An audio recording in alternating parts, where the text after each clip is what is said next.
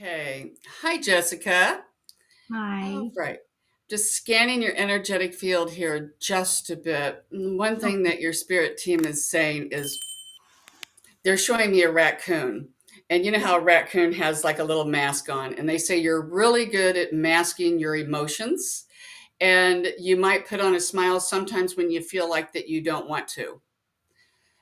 They're also showing me your aura, and it feels like there's a lot of heaviness. Um, do you struggle with sadness and um, Um, I do. I do. okay, I just finished grief therapy and counseling. okay, I'm on medication for depression. I have been for 20 years. okay. All right. There's a lot of that going around. So, not that you're broken, because let me tell you, there's a lot of people that struggle with emotions. One thing that Yeah. your spirit team is showing me is one of the reasons why you get affected so much is they're drawing me into your stomach area, which tells me you're an empath. And even maybe as a child, you could feel other people. Hmm.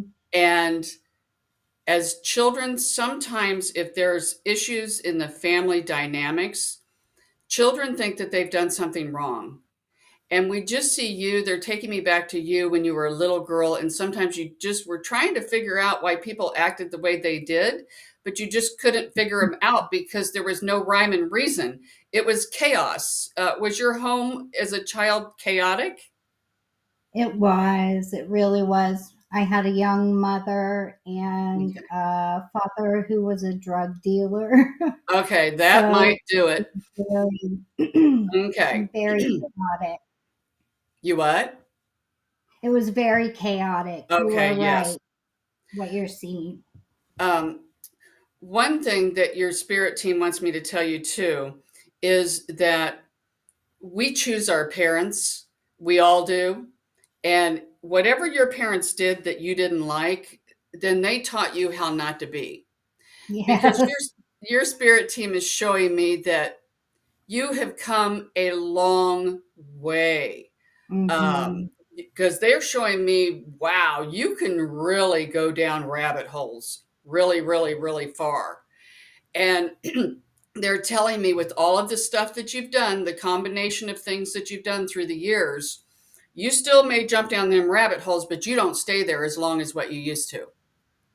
No, And no, that's I've done a lot of work in therapy. mhm, So, and just a lot of work. Yeah, because I've had a lot of grief therapy. yeah, So, that's I lost great. my sister and my mother. So, A lot of times, what I'm sorry. I lost my mother and my sister. Okay. What's your mother's first name? Connie or Constance. We like Connie better. Yeah. She kind of comes skating in here just a bit. My hands are kind of shaking in her energy. Uh, Oh, I don't know why her hands are shaking. Um, it's almost like she's very nervous to come in. She's trying to hand you something. Irene, help her. What is she handing her? It's almost like she's handing you a piece of paper where she's written things down of almost why she's sorry or why she did what she did. Um, yeah. I don't know if you've been journaling or writing things down. I don't know if that's part of your therapy, but she's I saying, used to. Yeah. okay, that might be something that you can call on her because our loved ones on the other side can help us with. You can call on her and sit down with a pen and paper and have the intention and call your mother in and have her sit right next to you Okay. because I'm getting cold chills. I don't know if you did. She just came in and gave you a hug. It came on this side of me and down my leg. Oh, So she okay. is giving you a hug. And Irene says that might be foreign to you. Did she not hug much? Um, no, not really. She Okay. never really showed emotion. Okay. Because that's why Irene says she's not thinking that's her mother. But when they get to the other side, they see things differently. And Oh, okay.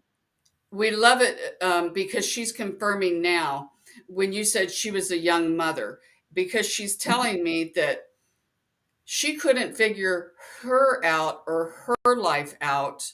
And then she had children, but it feels like you're not the only child. Do you have No. siblings?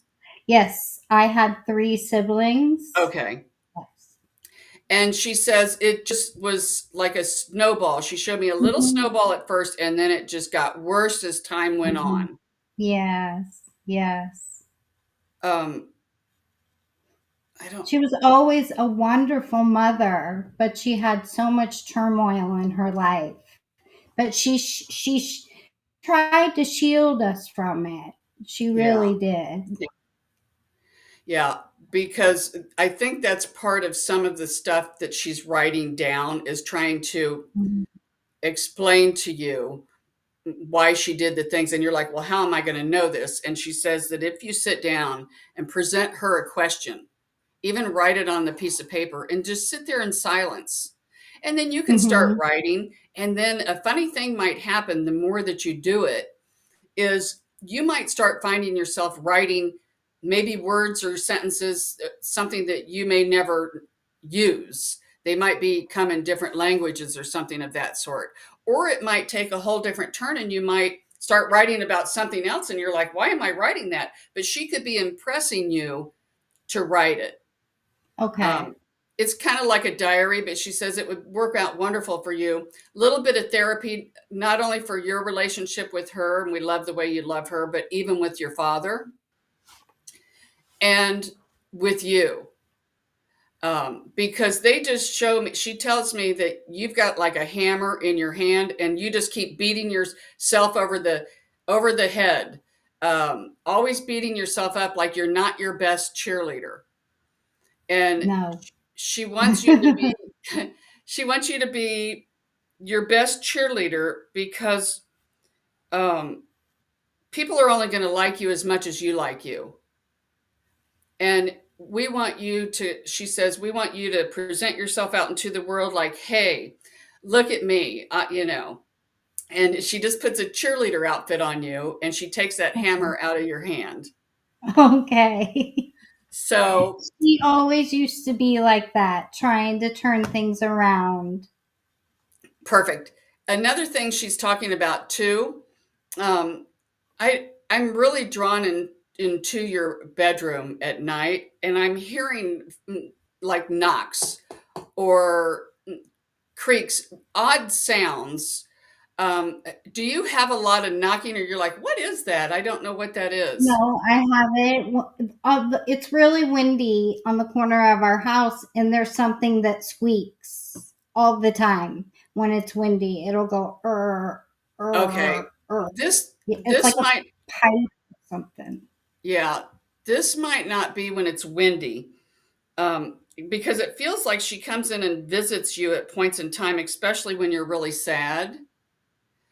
She'll visit you Okay. at night. And Okay.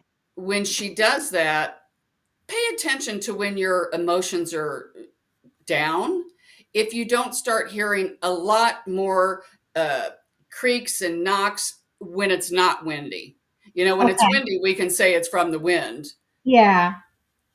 Um, Okay. so that's what she is. I'm very drawn to that picture next to you. It says today only has once, make it amazing, and it was in my mom's bedroom, and that's why I have it because she looked at it every day. Okay. So